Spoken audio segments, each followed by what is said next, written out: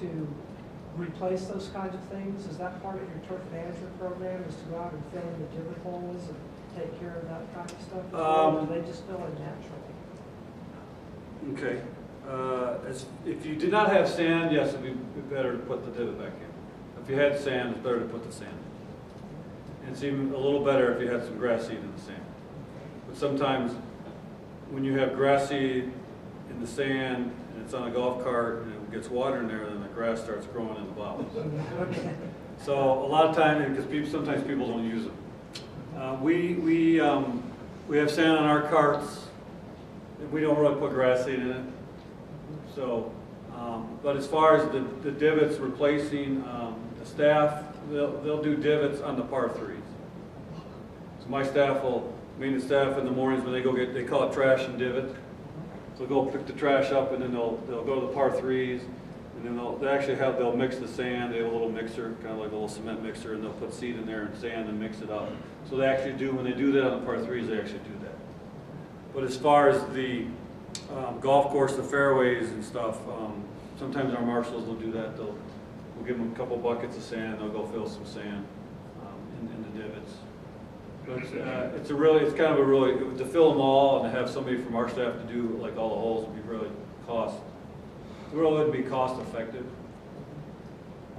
You know, if we were charging $500 like to do a Pebble Beach or whatever it is, $400, oh yeah, definitely we'd have an army of people out there. But when you're only charging, I think we charge now, I think it's $40 during the week and maybe like 52 on the weekends is our winter rates. It's kind of really not cost effective. That's why we kind of put them on the carts, and we hopefully the golfers will use them. A lot of them don't, but you try to hopefully they would replace their ball marks and their divots, and sometimes they don't. And I think that's been kind of lost over the years, especially with the new kids and stuff like that. They don't really get the golf etiquette of divots, and ball marks on the greens. And, I see a lot of them out there playing music, and I don't mind. It's okay to play music, but they're always out there. It's almost like a party, and they're out there drinking beer. And, I mean, we want them to drink beer because hopefully they buy it from us.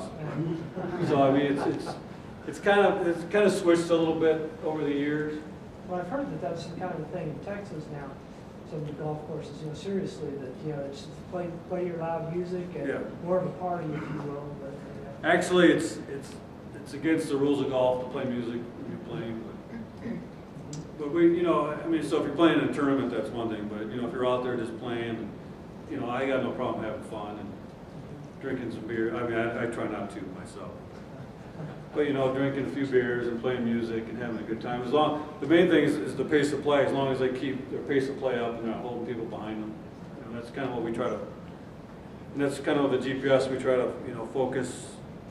We can kind of tell when somebody starts and then their cards turn yellow. That means they're a little behind. And they turn red, they're really behind. So we'll send them messages and then we'll go out and kind of say, hey, you guys need to pick it up a little bit because because the people behind you they're playing slow. I mean, that's always going to be an issue with golf is the pace of play. 5 hours. And I think that's probably hurt some of participation too. Is a lot of people don't have 5 hours to spend. 4 or 5 hours to spend on the golf course, especially when you got young kids. So that's one thing we're always trying to work on is trying to push people and make them play a little faster. Earlier you said you used to use comment cards to get customers' feedback. Mm-hmm. So I'm assuming that you don't use it now. So what process do you have in place now to evaluate, to get a sense of what the consumer is expecting of the golf course? And then, if you gather that information, what are the future plans for that feedback? Actually, we have a box out in the middle of the water, a pond.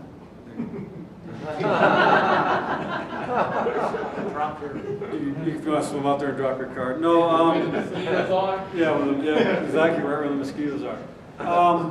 We kind of do have cards, but we don't have cards. A lot of it's just kind of feedback, and we get a lot of feedback. Believe it or not, the guys in the food and beverage area, they get a lot of feedback. Because a lot of people they don't want to seem like they're being a pain, I guess, and they don't want to come in and complain a lot, but they'll kind of, when they're getting something at the turn or they get done, they'll kind of say something to the food and beverage people. Like, man, you know, you need to really work on that hole placement on the legs 8, it's, you know, on the slope, and then, so he'll come over and say, hey, you know, I had somebody complain about your, a lot of it is just kind of just word of mouth and stuff like that. Because a lot of people don't, you know what I mean, I don't think a lot of people want to complain. Oh, some people do complain, don't get me wrong. But when we kind of do get complaints, we'll kind of, what I try to do with my staff, I try to get their feedback. And, you know, because I don't know everything.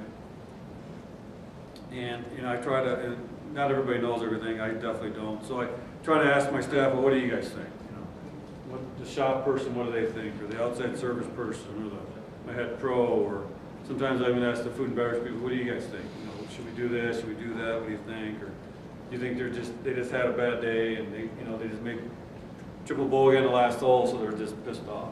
Because you do get a lot of that.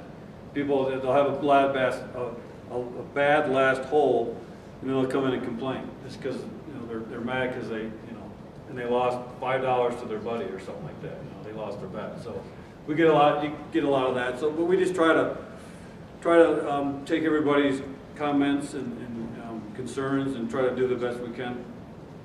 Because we can't really do it. Can't do everything to please everybody. It's just impossible. People say the customer's right. Sometimes the customer's not right. They want you to do something. They want you to give them something. You try to do the best you can to kind of appease them. But also you're running a business too, so you gotta. Right. Well, on that note, have you thought of, maybe other golf courses have, of using a web-based feedback where you might, they might log in and they can win a round if they give you certain feedback? Yeah, actually we just actually got a new website through the marketing department. So we're gonna try to work on some feedback on there, stuff like that. A lot of that stuff goes, when you're part of a big organization, a lot of that goes, is kind of way above me. So it has to go to marketing or IT or security or surveillance. So when you're kind of a part of it seems like it would be a lot easier than it is, but we're actually looking at doing some stuff like that, some feedback. Like I've been trying to get my own Facebook page. That's kind of tough. Because they want to have control of everything. So, and that's understandable. They're a big organization with 1,000 employees. You don't want the golf pro putting something on there they're not supposed to put on there. So this little things like that we're trying to work through, because a lot of it is just going that way with Facebook and Twitter and what's this Instagram or Instagram. It's a little too much for me. But So speaking of that, since service organization, you've got to have people kind of always on point, on message to deal with the public. Do you do anything to sort of build that team cohesivity so that the people understand how to interact with clientele, and so you get that feedback from the people that work in food and bev, and get that feedback flowing to the right channels? yeah, we try to have, they call them stand-ups. We do have staff meetings in the summertime 3 or 4 times, but we kind of do daily stuff, because what happens is, we don't have large staffs at the golf course. So, I think my maintenance staff right now is like 9 people. Golf staff is maybe 6 or 7. Food and beverage, I think, is like 6 or 7. So, when you don't have a large staff, you kind of just talk to each other, definitely on a daily basis. Or when somebody comes in, we may have an opener now I think it's 8 o'clock. Somebody comes in to open, and then you might have somebody come in at 10. And then you have maybe a closer at noon. So you just try to kind of work with them on a lot on an individual basis, because we really don't have big staffs like like the food and beverage staff here is a couple hundred people.